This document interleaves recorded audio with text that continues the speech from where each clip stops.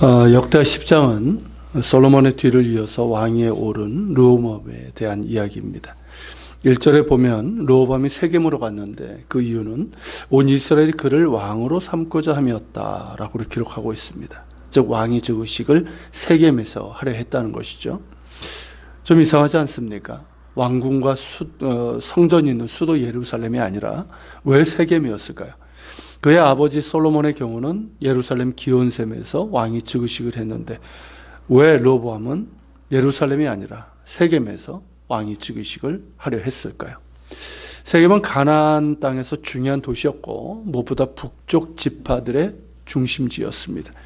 그런 세겜으로 가서 왕위 즉위식을 갖고자 했다는 것은 르호보암이 주도적으로 왕위 즉위식을 할 수 없을 만큼 왕실의 힘이 약화가 되었고 또한 북쪽 지파의 불만이 가득한 상황에서 그들의 마음을 얻지 못하면 안 되었기 때문이라는 것을 보여줍니다. 솔로몬의 경우는 하나님의 주권적인 선택과 다윗의 올바른 통치를 통해서 누구도 이의를 제기하지 않고 왕위에 오를 수가 있었습니다. 그러나 르호보암의 경우는 달랐습니다. 솔로몬의 통치 기간 내내 진행되었던 건축 토목 사업으로 인해서 북쪽 지파들의 불만이 커졌고 그의 통치 후반에는 남쪽의 에돔과 북쪽의 아람이 솔로몬을 괴롭혔습니다. 또한 솔로몬의 영적인 타락 가운데 그 지혜도 분별력을 잃었습니다.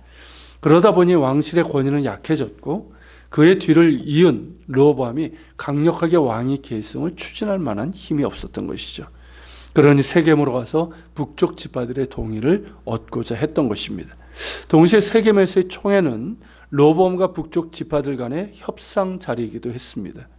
북쪽 지파들 역시 하나님께서 다윗과 맺은 언약에 대해서 알고 있었고 다윗 왕과의 정통성에 대해서는 부정하지 않았습니다.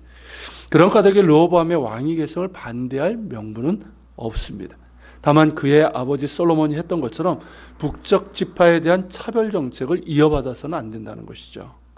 그래서 북쪽 지파들은 르호보암에게 솔로몬의 차별 정책을 철폐할 것을 정식으로 요구하고 이를 토대로 온 이스라엘이 기쁨 가운데 르호보암을 왕으로 인정하는 즉위식을 원했던 것입니다. 이때 북쪽 지파를 이제 대표하는 지도자가 바로 여로보암입니다. 그는 선지자 아이야를 통해서 솔로몬의 사후에 북쪽 지파의 왕이 될 것이라는 그런 이제 신탁을 받았고 솔로몬이 이를 눈치챈 건지는 분명하지 않지만 그를 죽이려고 했고 그래서 애굽 왕 시삭에게 피해 있었습니다. 그런 그를 이제 북쪽 지파 사람들이 불러오게 했고 북쪽 지파 대표로 르호보암에게 자신들의 요구 사항을 전달합니다. 그만큼 이제 여로보암에 대한 이제 북쪽 지파의 신망과 지지가 높았다는 것이죠. 그들의 요구 사항은 이미 본 것처럼 솔로몬이 그들에게 메운 무거운 멍에, 즉 수없이 많은 건축 토목 사업을 통해서 부과시켰던 노역과 무거운 멍에를 가볍게 해달라는 것입니다. 즉 북쪽 지파에게 집중된 노역과 세금의 무거운 멍에를 차별 없이 그리고 가볍게 해주면 우리 북쪽 지파들 역시 당신을 왕으로 섬기겠다는 것입니다. 어떻습니까? 절대 무리한 요구가 아닙니다. 노역과 세금을 없애달라는 것이 아니라 너무 중하니 가볍게 해달라는 것이고 북쪽 지파에 대한 차별을 없애달라는 것입니다. 무리한 요구가 아닐 뿐더러 새로운 왕의 중요한 직무 중에 하나가 백성들의 마음을 수습하여 하나로 모으는 것이기에 이를 당연히 받아들여야 하는 것이죠. 그러나 르호보암은 3일의 말미를 요구했고 아버지 솔로몬이 섬겼던 원로 대신들에게 자문을 구합니다. 원로들은 왕이 만일 이 백성을 후대하여 기쁘게 하고 선한 말을 하면 그들이 영원히 왕의 종이 될 것이다 라고 조언합니다.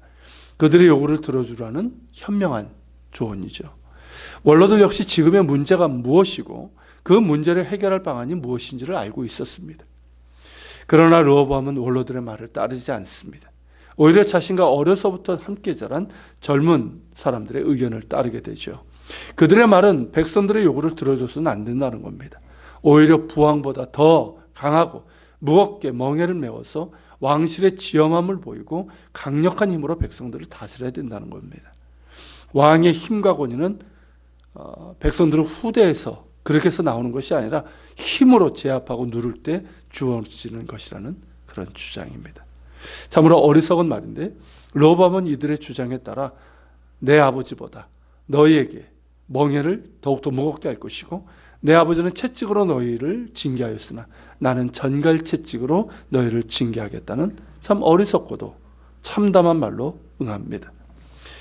이로 인해서 협상 테이블은 깨졌고 뿐만 아니라 북적지파 사람들의 마음이 격해지면서 더 이상 우리는 다윗 왕가를 따르지 않겠다는 결별을 선언하게 됩니다. 그렇게 해서 하나였던 나라가 남과 북으로 나누게 되는 파국을 맞이하게 되죠. 물론 이는 이제 역대기 저자가 언급하는 것처럼 하나님께로부터 말미암은 것이라고 하지만 그 과정에서 보여준 르호보암의 어리석음과 무모함은 비난받아 마땅합니다. 그가 얼마나 어리석고 사태에 파악도 못하고 있는지를 잘 보여주는 게 뭐냐면 역군인 이런 상황에서 역군의 감독인 하도람을 보냅니다. 그러니까 이런 상황에서 북쪽 지파 사람들을 노역에 동원하겠다는 겁니다.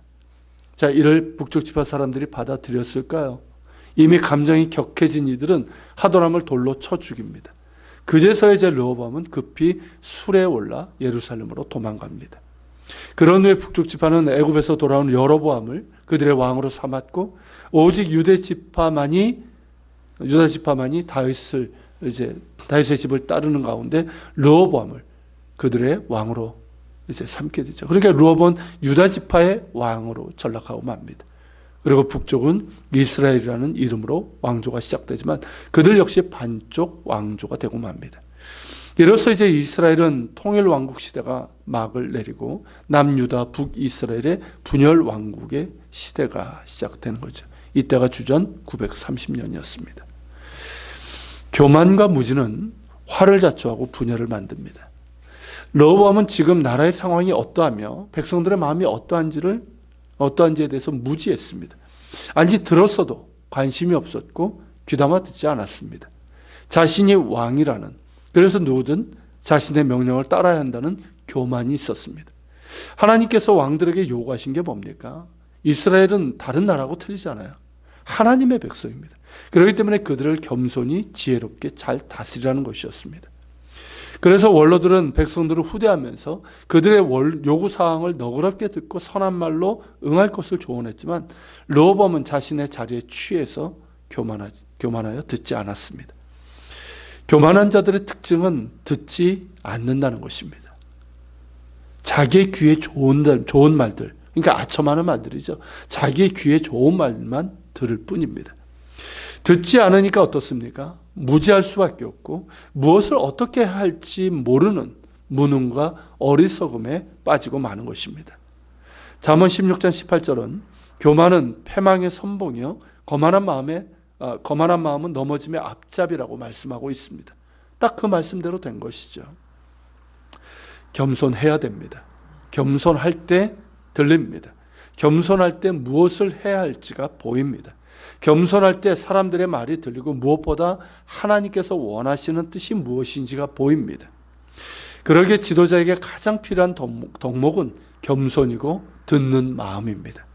또한 성경은 우리에게 늘 겸손할 것을 요청합니다. 하나님은 교만한 자를 미워하시나 겸손한 자를 기뻐하신다고 말씀하고 있습니다. 하나님 앞에 그리고 하나님의 말씀 앞에 겸손함으로 나아갑시다. 그 얼굴의 궁유를 구하며 나아갑시다. 듣기를 원하고 순종하기를 구하며 나아갑시다. 하나님께서 기뻐하시는 가운데 듣게 하시고 깨닫게 하시고 지혜와 용기와 힘을 주실 것입니다. 더불어 사람들의 말에도 주의 깊게 그러나 분별력 있게 듣고 무엇이 하나님께서 기뻐하시는 뜻인지를 알게 될 것입니다. 겸손함으로 나아갈 수 있기를 바랍니다. 오늘 말씀을 기억하면서 같이 기도합시다. 하나님, 이 르호보암의 교만과 그 어리석은 무지를 보면서 우리도 하나님 이런 모습이 없기를 구합니다. 늘 하나님 앞에 겸손하게 하여 주옵소서. 그래서 늘 하나님 앞에 엎드려 하나님의 뜻이 무엇인지를 구하게 하시고 또한 그런 가운데 사람들의 말도 겸손하게 듣게 하시되 주님 무조건 듣는 것이 아니라 분별력을 가지고 듣게 하시고 그 가운데서 하나님께서 기뻐하시는 뜻이라면 우리가 기꺼이 들을 수 있는 그런 저희들 될 수 있도록 도와주옵소서. 주님, 우리에게 그런 마음을 주시고 늘 하나님 겸손을 허리를 동일 수 있는 우리가 될 수 있도록 인도하여 주시옵소서.